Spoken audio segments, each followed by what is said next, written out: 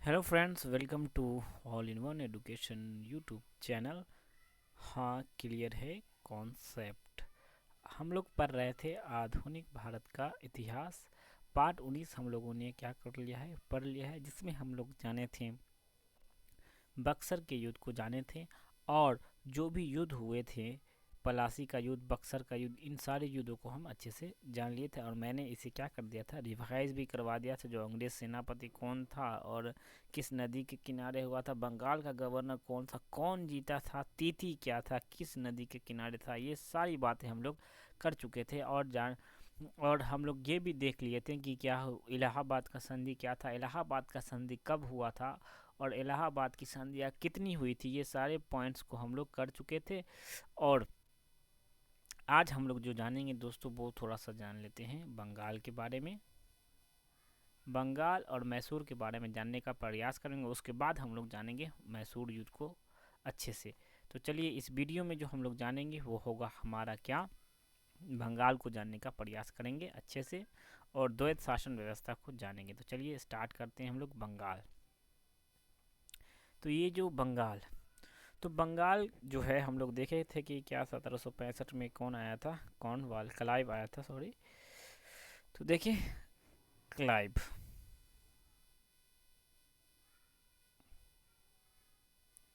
ये जो क्लाइव है दोस्तों, मैं इसे हटा दूं, थोड़ा सा घिच पिच की तरह हो गया है ये क्लाइव।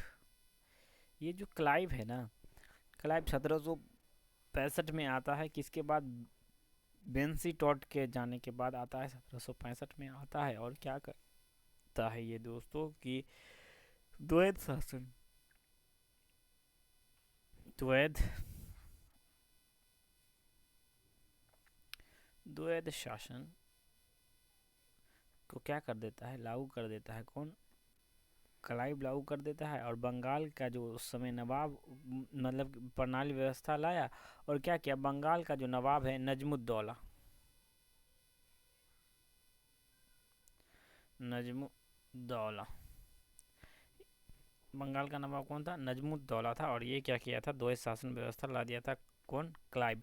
तो आपसे क्वेश्चन पूछेगा कि द्वैध शासन व्यवस्था को किसने लाया था, तो हमारा क्या हो गया, क्लियर हो गया दोस्तों, क्लाइव लाया था। कब लाया था, तो 1765 में लाया था। 1765 में क्या हुआ था, इलाहाबाद की संधि भी हुई थी, हम लोग क्लियर कर चुके हैं। तो चलिए आगे हम लोग जानते हैं, आगे हम लोग जानने का क्या करेंगे दोस्तों, प्रयास करते हैं। तो चलिए आगे चलिए। ये जो द्वैध शासन व्यवस्था था उसे हम लोग थोड़ा सा जान ले। तो ये द्वैध शासन में क्या होता था, जो दीवानी होता है,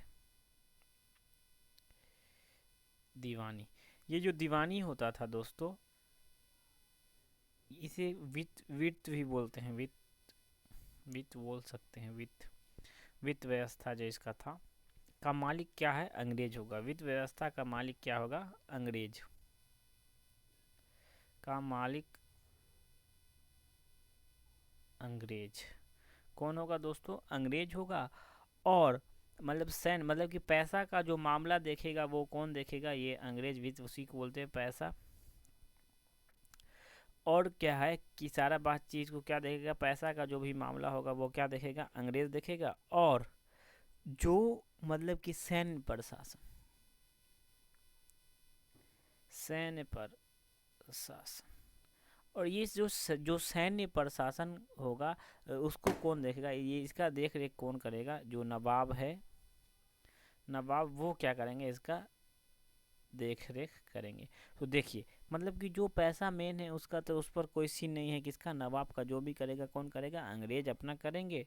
और जो सैन्य है उस पर क्या करेगा, जो नवाब बनेगा, जो नवाब रहेगा भाई, वो अपना सैन्य सैन्य व्यवस्था, प्रशासन को अपना देख रेख करेगा।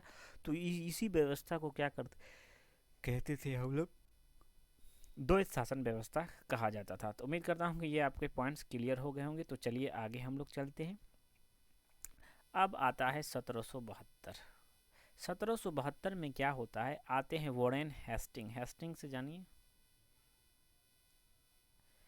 क्या आते हैं, हेस्टिंग आते हैं, हेस्टिंग आ गए। तो ये जो 1772 में हेस्टिंग जो आता है, तो द्वैध शासन प्रणाली जो है, जो द्वैध व्यवस्था था, कौन था? द्वैध द्वैध व्यवस्था जो था दोस्तों, उसको क्या कर देता है ये 1772 में क्या कर देता है? द्वैध व्यवस्था को समाप्त कर देता है। कौन कर देता है? आपसे क्वेश्चन पूछा गया कि वो कि द्वैध शासन व्यवस्था या द्वैध प्रणाली को समाप्त करने वाला कौन था? तो कौन था? वॉरेन हेस्टिंग था, हम लोग जान लिए। द्वैध प्रणाली क्या कर दिया? समाप्त कर दिया। अब क्या होता है कि बंगाल का कोई नवाब नहीं होगा, और बोलता है कि नवाब जो है कोई नहीं होगा। क्या होगा? नवाब कोई नहीं होगा, दीवानी और वीर सैन्य दोनों हम ही देखेंगे। मतलब नहीं समझे? क्या हो गया दोस्तों? देखिए मैं बताता हूँ आपको कि ये दोनों चीज़ों को देखेंगे। क्या देखेंगे? तो बोल रहा है कि वित्त जो था, मतलब पैसा का जो मामला है वो भी, और क्या है, सैनिक का जो मामला है वो भी क्या करेंगे? हम ही देखेंगे। कौन बोला? ये हेस्टिंग बोलता है। और बंगाल का जो अंतिम नवाब होता है, नवाब का नाम जान ले, यही इम्पोर्टेंट है, जिनका नाम होता है मुबारक। हाँ, मुबारक, मुबारक उद्दौला। क्या नाम होता है? मुबारक उद्दौला होता है। किसका नाम होता है? तो बंगाल का जो अंतिम नवाब है, मतलब कि द्वैध शासन को ख़त्म कर दिया, और कोई नवाब ववाब नहीं था जो उससे, मतलब उसको लागू करने से पहले, मतलब 76 से 72 से पहले जो नवाब थे वो मुबारक उद्दौला थे। उम्मीद करता हूँ कि ये भी पॉइंट्स आपके क्लियर हो गए होंगे। तो चलिए आगे जानते हैं। अब थोड़ा हम लोग बंगाल में जान लिए, द्वैध शासन व्यवस्था को जान लिए, वो बंद हो गया उसे भी जान लिए। अब हम जानते हैं मैसूर के बारे में। मैसूर, तो ये जो मैसूर है दोस्तों, मैसूर का जो हिस्सा है वो मालाबार तट पर है। कहाँ? मालाबार या मालाबार, मालाबार ही बोलेंगे, मालाबार भी बोल सकते हैं। मालाबार तट पर है, मालाबार तट पर क्या है दोस्तों? है। इसका जो संस्थापक हम लोग मान लें दोस्तों, इसका जो संस्थापक है तो ओडियार है। कौन है? ओडियार। कौन है दोस्तों? ओडियार। ओडियार क्या है? 1612 ओडियार वंश है। 1612 से माना जाता है ओडियार वंश। ये जो ओडियार वंश है, तो कृष्णराज द्वितीय ये नाम का राजा है। क्या? कृष्णराज द्वितीय को जानना पड़ेगा, तब थोड़ा सा हमारा कॉन्सेप्ट क्लियर होगा मैसूर पे, ओडियार पे। तो चलिए देखिए, कलर हम चेंज कर लेते हैं। ओडियार, कौन सी नाम हम लोग देखे? कृष्ण, कृष्णराज द्वितीय। कौन है? कृष्णराज द्वितीय। ये नाम का राजा है, कोई काम का ये है नहीं, नाम के राजा हैं। ये नाम के राजा हैं। कौन? कृष्णराज द्वितीय।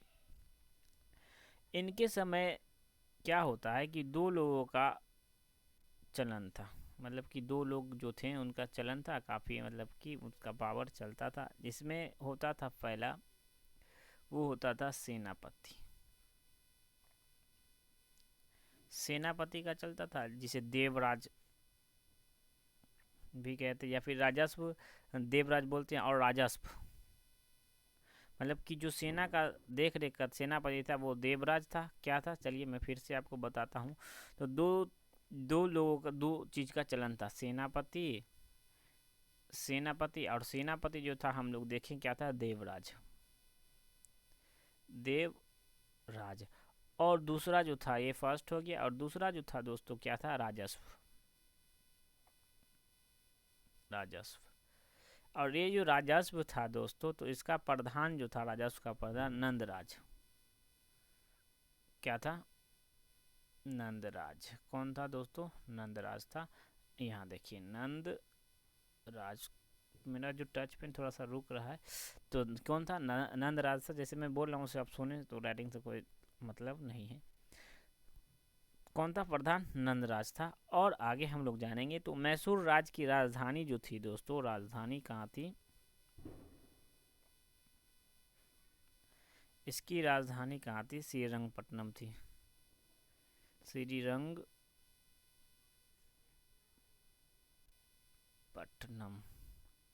श्रीरंगपट्टनम किसकी राजधानी थी? मैसूर की राजधानी थी। ये कहाँ है? कर्नाटक में पड़ता है शायद, कर्नाटक, हाँ कर्नाटक में पड़ता है श्रीरंगपट्टनम। और नंद राजा के समय जो है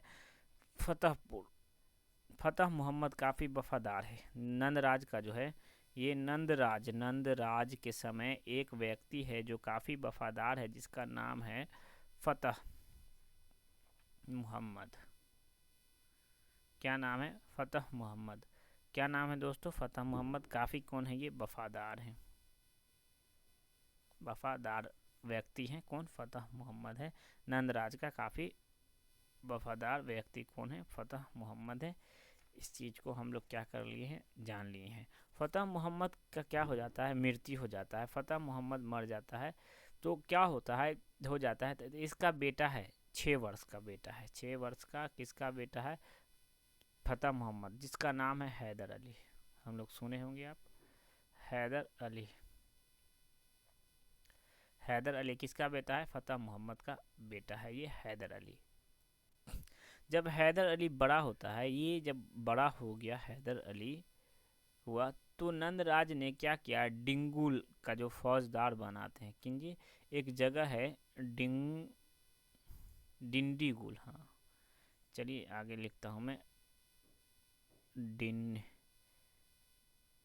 डीडीगुल, डीडीगुल और कहीं डिंडीगुल भी देखने को मिलता है। वहाँ का इसको क्या कर दिया जाता है? फौजदार बना दिया जाता है। कहाँ का? डिंडीगुल का। आपसे क्वेश्चन पूछेगा कि हैदर अली के बाप का नाम क्या था, पिता का नाम क्या था? तो फतेह मोहम्मद था। हैदर अली को कहाँ बनाया जाता है? क्या फौजदार? तो हम लोग देख लिए डिंडीगुल में बनाया जाता है। तो आगे चलिए, आगे हम देखते हैं कि अब क्या होता है हैदर अली। तो क्या होता है? फ्रांसीसी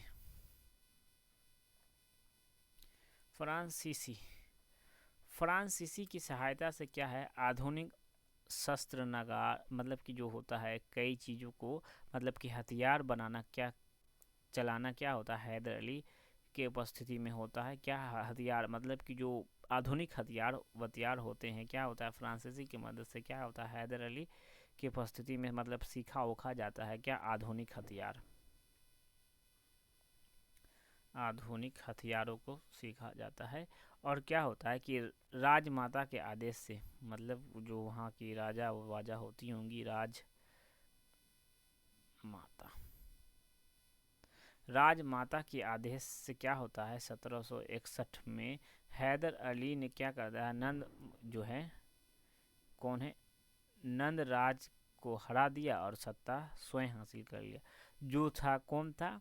जिस नंदराज इसको क्या बनाया था कि डिंडीगुल का क्या बना देता है? फौजदार। और ये क्या करता है? उसी को हरा करके क्या करता है? राजमाता के आदेश पर 1761 में कि सत्ता स्वयं को क्या कर लेता है? हासिल कर लेता है। किसको? नंदराज को हरा करके खुद सत्ता पर बैठ जाता है। और अब आता है 1766 की बात कर ले। 1766 में क्या होता है? कृष्णराज द्वितीय की क्या हो जाती है? मृत्यु हो जाती है। और हैदर अली सुल्तान की भांति ले लेता है। जो मतलब उसको उठाया, छोटा सा बच्चा था, कौन था? फतेह मोहम्मद का बेटा था। उससे क्या हो, ये इसी के वफादार था। किसका वफादार था? फतेह मोहम्मद इसी का वफादार था। और क्या हो जाता है? अब इसी की मृत्यु हो जाती है और खुद को क्या कर लेता है? हैदर अली, मतलब वो और सब जिसको राजा है वो काबिल नहीं था, नाम का राजा वगैरह था। और क्या कर लेता है? ये अपने खुद को क्या कर लेता है? सुल्तान। हैदर अली क्या कर लेता है? खुद को सुल्तान घोषित कर लेता है। अपनी सुल्तान की उपाधि ले लेता है। कौन? हैदर अली। हैदर अली क्या कर लिया? सुल्तान की उपाधि ले लिया है दोस्तों। तो चलिए थोड़ा सा हम कल में जानेंगे मैसूर में हैदर अली को। किसमें? मैसूर में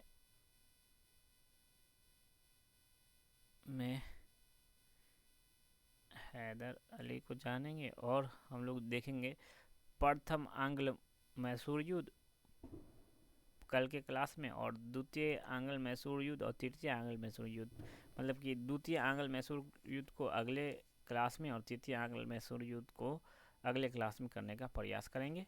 तो चलिए दोस्तों, थैंक यू फॉर वाचिंग दोस्तों। हंसते रहिए, मुस्कुराते रहिए, और मिलेंगे हम अपनी नेक्स्ट वीडियो में।